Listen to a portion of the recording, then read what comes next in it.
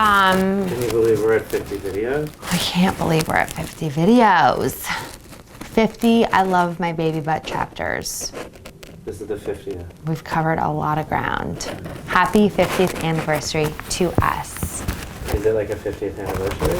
50th birthday. Is it like a birthday? 50th party celebration station.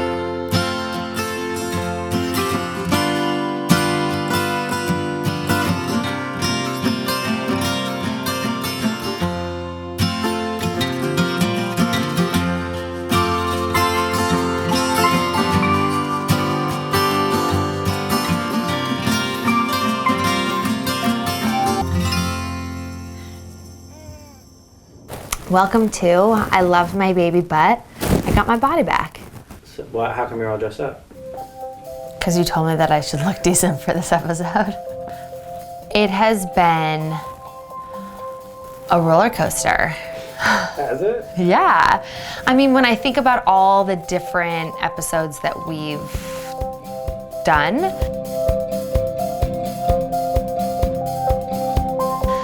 from how difficult it was when I found out I was pregnant, to the whole journey of my pregnancy, the ups and downs of that, having the baby and whoa, the life change of the baby and breastfeeding and mom guilt and mom shame, just all the intense things that come with being pregnant and having a baby in the first year. It feels like a massive roller coaster, just been tossed around. I feel like I'm finally arriving at the dock, at the roller coaster. I'm not really on it anymore, which feels really good.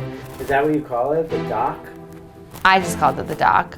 But it is kind of like a roller coaster where it's so scary while you're on it, and so many emotions. You're like, am I gonna die? Is this the funnest thing ever? And then you get to the dock and you're so happy it's over, but so happy that you went through it and you accomplished it.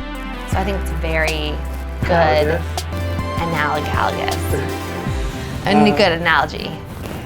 But I finally feel settled in my place as a mom. And I even talked to you about it sort of being hard to film these episodes sometimes, just because I think a lot of people want to hear about the downsides of being pregnant and being a mom, which there are a lot, but I don't really feel so much in that headspace at the moment. It feels really good to admit that to myself, just because I feel like I got out of that slump that I didn't know if I was eventually gonna get out of.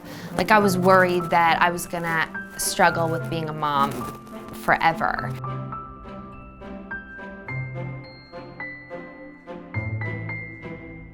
I was maybe a little bit too hard on myself, and I expected too much of myself, and that if I do this a second time, that I'm just going to allow myself to feel those negative feelings, knowing that I'm gonna get over it and not put so much pressure on myself, because it's just too exhausting to live like that. Looking good on the outside shouldn't be the most important factor in feeling good about yourself on the inside. But I will say at 15 months, I've started to notice a difference in my body and a confidence in how I look. And I think that has made me feel good about myself. I think also actually working out and eating healthy, which are things that I'm really focusing on right now, do make me feel better about myself. So it's not only that I'm looking at myself in the mirror and that it immediately makes me feel good. I feel good that I've taken a proactive role in my health, and it shows on the inside and the outside. It was really hard for me when I didn't look my best. I felt guilty for even allowing myself to feel shameful about my body, because I think we talked about it. I was growing a baby inside me. Yeah, I couldn't help but have those negative feelings creep in, even though I knew they were so ridiculous. My body isn't 100% back, but it's almost there. There are certain things that I don't think will ever go back. Let's talk about it. Well, I I don't love my nipples. I'll just say it. I always liked my nipples before. I thought I had great nipples, and I don't think they're like as cute anymore. I don't need to go into detail, but I'm sure all you moms out there that have breastfed understand what I'm talking about. My stomach is flat, but I still have like this extra skin, like extra flab that's just there that I think will always be there. Even my best friend, who's like really fit and in shape, who had a baby 4 years ago, said she still hasn't been able to get rid of it. So that's something that I just have to kind of be okay with. I mean, also back to my boobs, like they're a little bit saggier than they once were. But luckily that's something that modern day plastic surgery can help if I decide to go down that road. That's pretty much it. I have more wrinkles. When I got pregnant, I got like all these broken blood vessels on my chest. I thought they were never gonna go away. And I never showed like anything below here. And then the day I had Sunny, they actually went away. That's nice. So that was good. I mean, I gained about 45, maybe 50 pounds. I've lost all my weight. That's good. My ankles aren't as fat and swollen as they once were. That was pretty crazy. Everybody bounces back at different rates. And, you know, that has to do with so many different factors. But I feel lucky for how I have. But I also think that I've taken a proactive role in that, and I think everybody has the power to do that. As soon as Sunny was able to sleep through the night, I was more rested and was able to start working out. Before, I was so tired I could not work out. So like all you moms who are still waking up in the middle of the night and feeling exhausted, like do not put the pressure on yourself to get back to the gym. And So you work hard. I work hard. I work hard. How many days a week do you work out? Probably 3, I would say, is like a good week for me right now. Okay. We also go on long walks with the stroller all the time. I'm eating a lot healthier.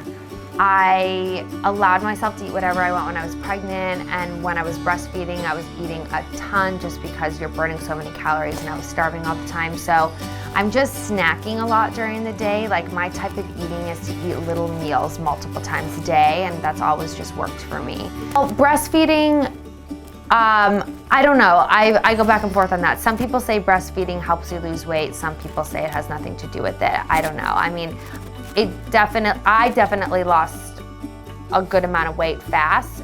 Was that because of the breastfeeding? I don't know. I don't really drink.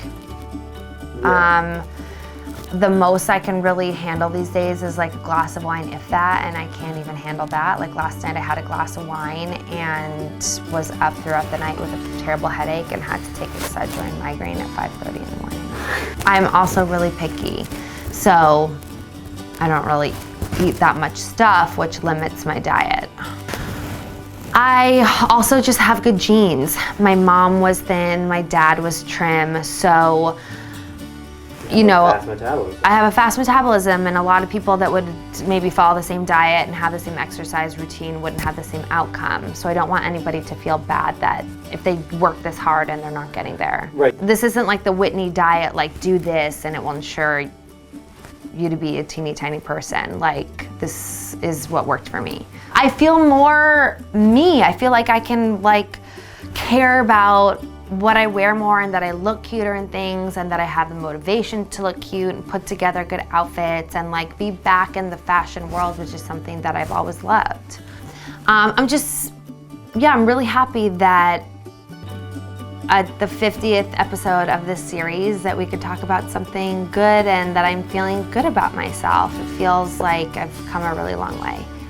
For the moms in a not so happy place right now, it does get better, and that was one piece of advice that always got me through, was moms just saying like everything is just a phase. All right. Should we peace in the street? Peace in the streets, y'all. Did you like doing that episode? Yeah, that was fun. Positivity? Yeah, I'm just like hungry, Okay. and Spencer Pratt texted me. Okay.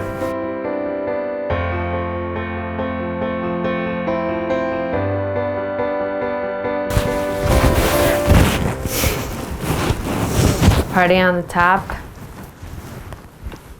mom on the bottom.